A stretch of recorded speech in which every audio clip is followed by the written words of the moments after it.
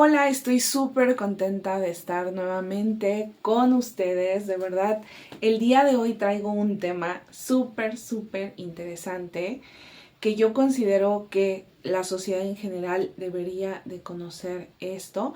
Pero antes de entrar en el tema directamente, quiero hacerles una invitación. Número uno, que si ustedes me están viendo por Spotify, puedan calificar el episodio, puedan comentar y compartir. De verdad es que eso a los creadores de contenido nos ayuda muchísimo. A mí de manera personal me ayudaría muchísimo que lo compartieran, que lo vean completo, que lo califiquen, que pongan un comentario, porque eso ayuda a que el algoritmo lo pueda tener visible a más comunidad por más tiempo.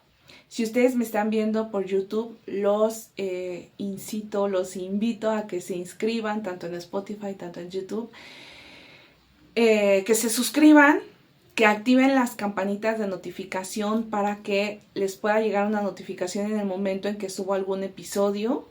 Y también que dejen algún comentario. La verdad es que no solamente es por algoritmo, también me encanta leerlos y me gusta saber cuáles son sus comentarios, sus dudas, sus experiencias. Así que por favor, a mí me hacen muy feliz cuando ustedes dejan un comentario y me encanta leerlos. Y siempre trato de responder. Ahorita sé que son súper poquitos comentarios, entonces la verdad es que creo que contesto todos. Ajá.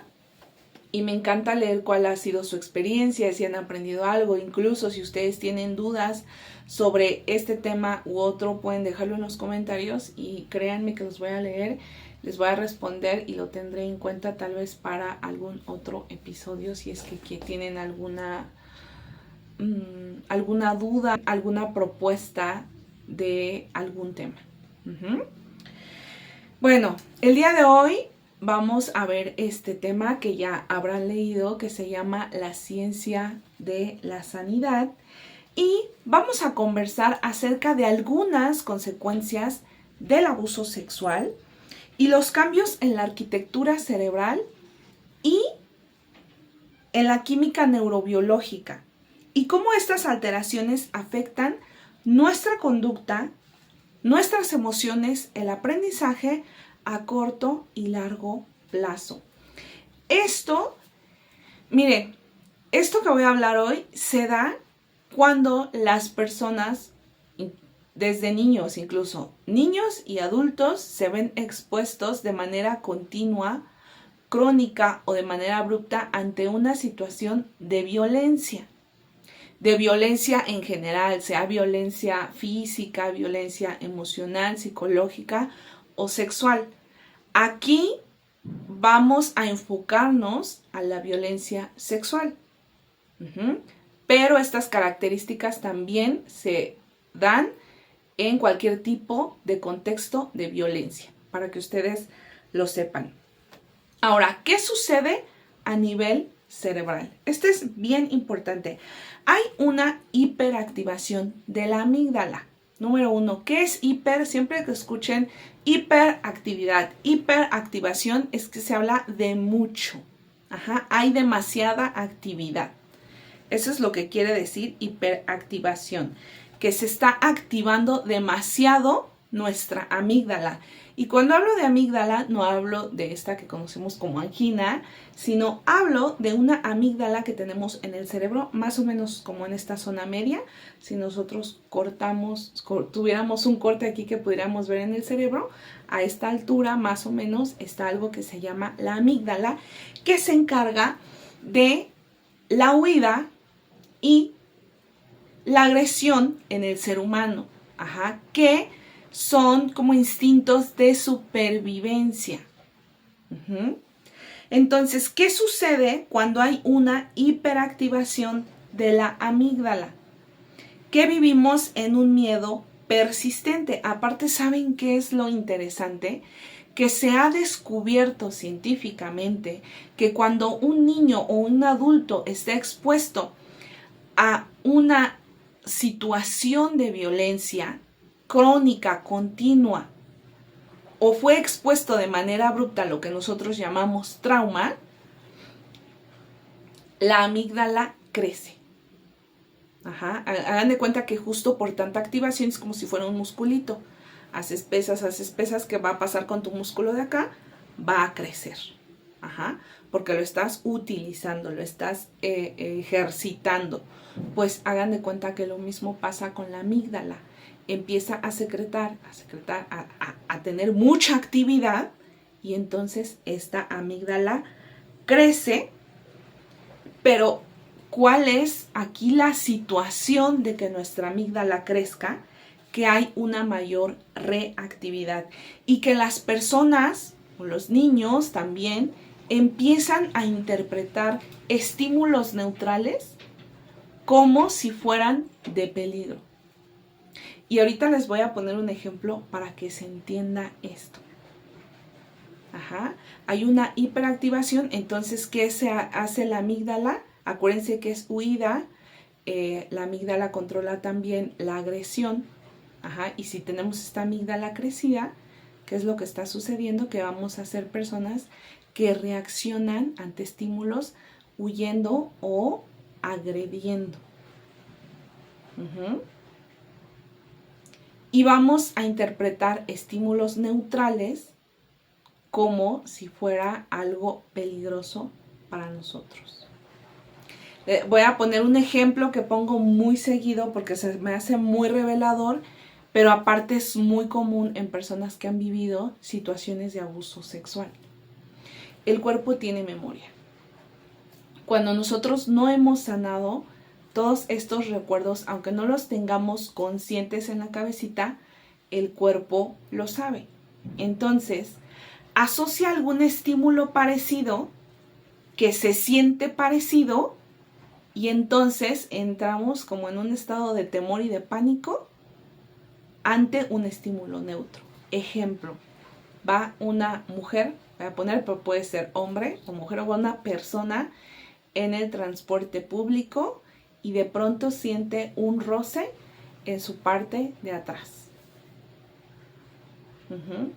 Y siente que le rozan algo y hay gente, y entonces, ¿qué es lo que empieza a suceder? ¿Qué es lo que el cuerpo interpreta? Miedo, terror, pánico. Esto se parece a algo que ya me sucedió, que me violentó.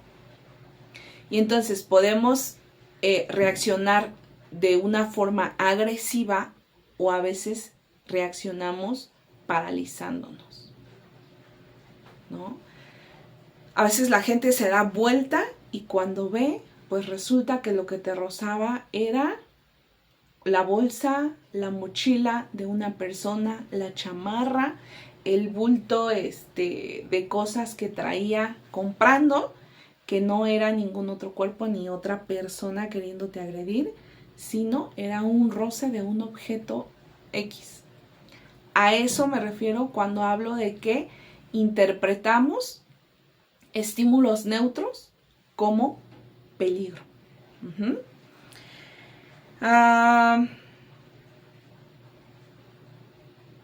También este crecimiento de la amígdala se asocia a la ansiedad. Y esto, estábamos viendo que la arquitectura cerebral y la química neurobiológica tienen efectos o tienen consecuencias a corto y a largo plazo. Entonces puede ser que tú hayas sufrido abuso sexual en la infancia y por eso el adulto sigue experimentando este tipo de cosas, aunque el abuso tenga 20, 30 años. Reducción de la materia gris prefrontal. Reducción de la materia gris. O sea, quiero que vean que no solamente es una condición emocional lo que se afecta. Cuando uno vive violencia sexual, hay un cambio cerebral, químico, neuronal, biológico. Y es por eso que yo siempre animo, si tú has tenido vivencia de abuso sexual, de violencia sexual, por favor, busca ayuda, porque la forma en que estás viviendo no es vida, porque tú estás viviendo a través de las consecuencias del abuso sexual. Y algo que comúnmente queremos hacer las personas cuando hemos vivido alguna situación de trauma, llámese como se llame, es que queremos olvidar. Queremos nunca volver a acordarnos y creemos que si olvidamos, entonces, pues se va a desaparecer todo lo demás. La realidad, y lamento decírtelo, es que las consecuencias no desaparecen porque olvidemos el hecho. Las consecuencias van a persistir hasta que tú te atrevas a sanar tu historia de abuso, hasta que tú te atrevas a romper el silencio y a buscar ayuda. Así que por favor, si tú sufriste violencia sexual en la infancia, en la adolescencia, en la adultez, busca ayuda. Entonces, estábamos en que hay una reducción de la materia gris y esto nos da como resultado impulsividad, ¿no? Que seamos personas impulsivas que no pensamos cuando actuamos, simplemente hacemos. Baja tolerancia a la frustración, pensamiento rígido, o sea, cuadrado, de que si yo digo que yo estoy bien y que las cosas son así, entonces así son, y me cuesta trabajo ser tolerante o aceptar otro tipo de ideas, otro tipo de comentarios diferentes a los míos. También hay dificultad para tomar decisiones. Regularmente, las personas que han tenido problemas de abuso sexual tienen problemas para tomar decisiones. Les cuesta mucho trabajo o toman decisiones erradas una y otra vez. Y esto tiene que ver, sí, con el trauma, pero que hubo una afectación, una disminución en tu materia gris. O sea, hay un cambio cerebral. No solamente, como les decía, no solamente es un asunto emocional, hay un cambio cerebral. Y todas estas cosas se pueden sanar y se pueden revertir, pero con ayuda profesional. Sobre todo estas cosas de arquitectura cerebral y afectaciones neurobiológicas, hay algo que se llama terapia MDR, que ayuda muchísimo a contrarrestar pues todos estos efectos que han pasado a nivel neuronal con el trauma. Por eso les digo, busquen ayuda psicológica especializada. Ok, me quedé en cambios, en dificultad para tomar decisiones, esto también es una característica. Y otra, que va a haber cambios en la integración sensorial, que tiene que ver con la desatención de tu cuerpo, con la poca o nula conciencia de tu cuerpo. ¿Qué es lo que sucede aquí? Que la gente deja de ser consciente de que tiene hambre, de los dolores, ¿no? Es como que su cuerpo pasa a segundo, tercer, último plano. Y dejamos de atender el cuerpo, porque más adelante vamos a ver algo que se llama disociación, que también se da a causa de vivir una vivencia de trauma o vivir en violencia constante. Entonces, si tuviste problemas de abuso sexual y este problema fue crónico, duró mucho tiempo, meses, años, vas a estar más bien vas a tener conflicto con esto, con tu cuerpo, que te es muy difícil identificar también qué sientes, en dónde te duele, a identificar cómo es que te duele, y también vas a tener la tendencia a no atenderte cuando estás enferma, porque nos disociamos del cuerpo. Hay alteraciones también en el sistema del estrés, eje HPA, que tiene que ver con el hipotálamo, hipófisis y adrenales. Se me había olvidado la palabra. Este sistema regula las respuestas al estrés. Es todo lo que tiene que ver con el estrés. Ahora, ¿qué es lo que sucede? Que cuando nosotros nos vemos en una situación de peligro, vamos a estar secretando constantemente cortisol. De una forma excesiva y frecuente que termina siendo dañino para nuestro propio cuerpo. Entonces, ¿qué es lo que va a suceder? Vamos a vivir en un estado de alerta, siempre cuidándonos, siempre con esa sensación de peligro, de que alguien nos quiere hacer daño, de que la gente nos ve feo. Esas cosas que a veces la gente que no ha vivido esto, que no ha pasado por esto, no entiende. Les voy a poner un ejemplo muy común. Ese tipo de personas que se sienten agredidas porque alguien las mira y voltean. ¿Y tú qué me ves? ¿No? Echando pleito. Eso denota que hay una sensación de incomodidad, una sensación de que como si me agredieras. Por eso yo contesto con agresión. Pero es porque yo estoy viviendo en un estado de alerta. Entonces es muy probable que este tipo de personas hayan vivido situaciones de violencia continua o crónica y persistente. Ni ellas mismas saben por qué actúan de esa manera. Y aquí te estoy dando la respuesta por qué. Quiere decir que el cortisol a lo largo de su vida se ha liberado de una forma excesiva y frecuente. También impulsividad. Nuevamente volvemos a encontrar aquí impulsividad, ¿no? Hago y luego pienso. O hago y nunca pienso. O hago y después me doy cuenta que la regué, pero ya hice las cosas. Como que no tengo ese límite personal. Irritabilidad. Voy a estar constantemente incómoda, enojada, de malas, porque eso es lo que provoca, una de las cosas que provoca la liberación del cortisol. Dificultades para la regulación emocional. Y tal vez ustedes se han topado con gente que es como si se desbordara emocionalmente ante una situación muy pequeña, ¿no? Un pequeño problema, una pequeña palabra, y entonces aparece también algo que llamamos hipersensibilidad, que hablamos cuando hay mucha sensibilidad emocional. Te dijeron algo que te incomoda, una verdad, y no puedes regular todo eso, y entonces avientas, gritas, o lloras, te encierras, y pareciera que hay una respuesta excesiva ante situaciones que tú te das cuenta que la demás gente puede manejar sin tanto problema.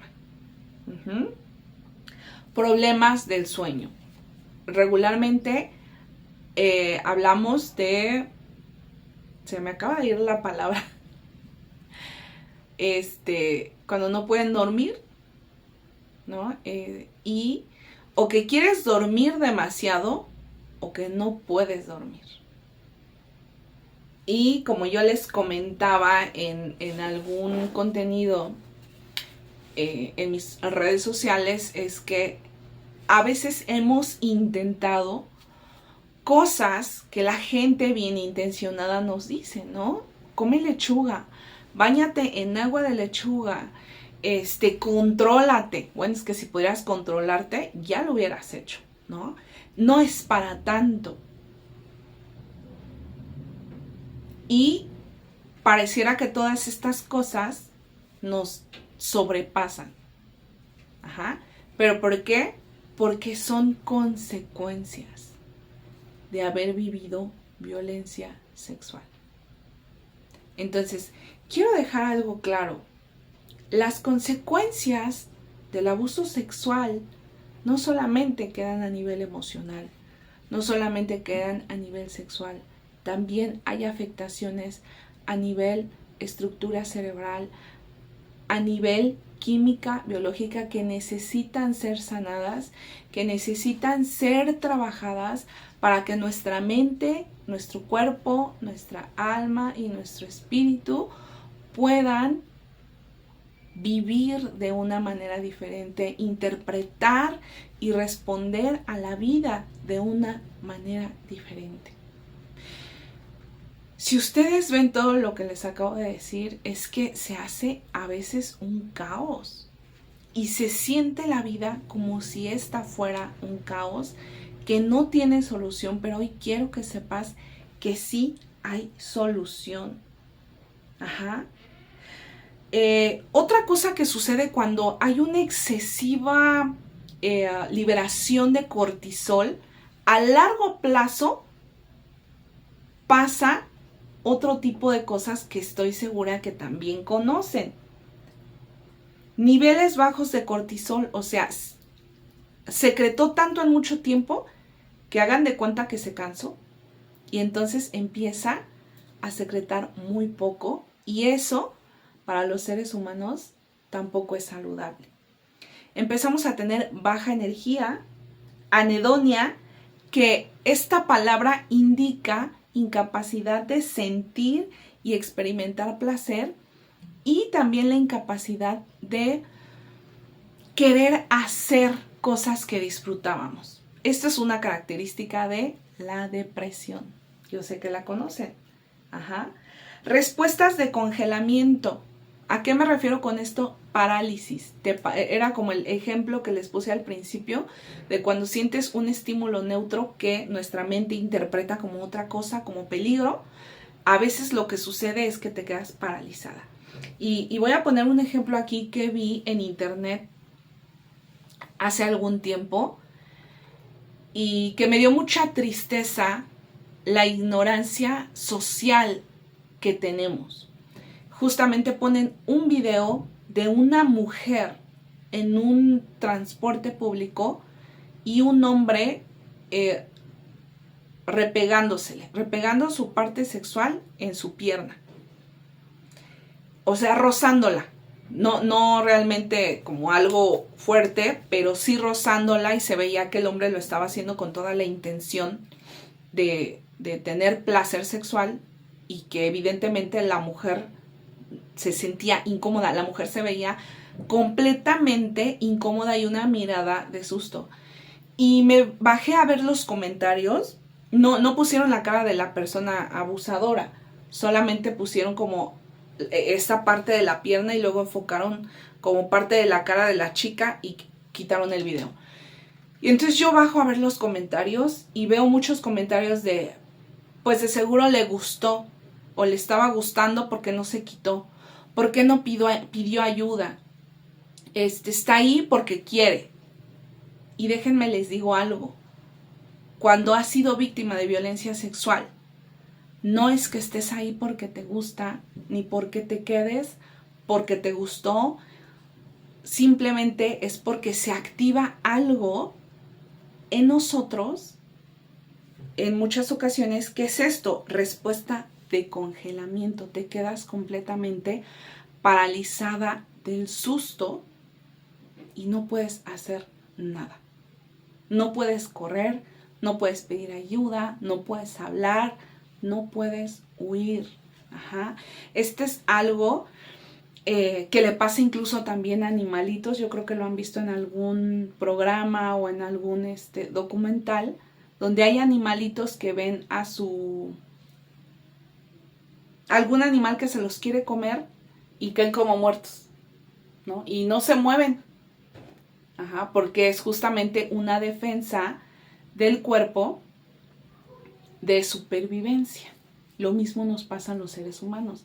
Es algo que se activa desde algo que le llaman los médicos o la ciencia el cerebro animal, que tiene que ver con nuestras respuestas del cuerpo para sobrevivencia. Entonces te paralizas y no puedes pedir ayuda y a veces a la gente le confunde mucho eso porque dicen, ¿por qué no pedí ayuda? ¿Por qué no salí corriendo? Es que ni siquiera podías moverte, no es que te esté gustando. Entonces si tú creías que tal vez a alguien le gustó eso porque no se quitó, déjame te digo que en realidad no es porque le gustó, es porque no podía irse, no podía huir y no pudo pedir ayuda. Uh-huh. Y también la baja Los bajos niveles de cortisol provocan disociación. Ajá. Y esto es algo que se da mucho en la violencia sexual, que es una desconexión total entre pensamientos, emociones, cuerpo y lugar en donde me encuentro. Algunas personas lo refieren como que simplemente me fui y dejé de sentir y dejé de saber en qué lugar estaba y me fui en mi mente a un lugar que era bonito, que estaba precioso, donde todo era felicidad. A eso se le llama disociación. Entonces, una de las primeras características que yo les platiqué acerca de la amígdala, no sé si lo recuerden muy al principio del video, que tiene justo que ver con esta poco o nulo cuidado de tu cuerpo porque no eres consciente de lo que el cuerpo necesita, tiene que ver directamente con la disociación. Dejas de prestarle atención al cuerpo, al lugar en donde estás, a lo que está sucediendo como una forma de protegerte. Si bien todo esto tiene que ver con nuestras emociones, también tiene que ver con que la violencia dejó estragos en nuestro cuerpo a nivel estructura cerebral y química neurobiológica que puede ser sanada y reestructurada si tú buscas ayuda. Así que esa es mi invitación para el día de hoy. Si tú has vivido violencia sexual o viviste en un ambiente violento, es muy probable que todas estas consecuencias o muchas de ellas tú las hayas y estés experimentando porque estas son consecuencias de violencia. De violencia. Entonces, busca ayuda profesional. De verdad, tú vas a experimentar algo que decía una paciente. Me arrepiento de no haber pedido ayuda antes. Que tú no te arrepientes de que vayan pasando los años, el tiempo y sigas viviendo como estás viviendo, porque hay una manera diferente de vivir. Que tengas un excelente día, una excelente semana. Nos estamos viendo por acá en el siguiente episodio en Conversaciones que Sanan. Yo soy Debbie Hernández.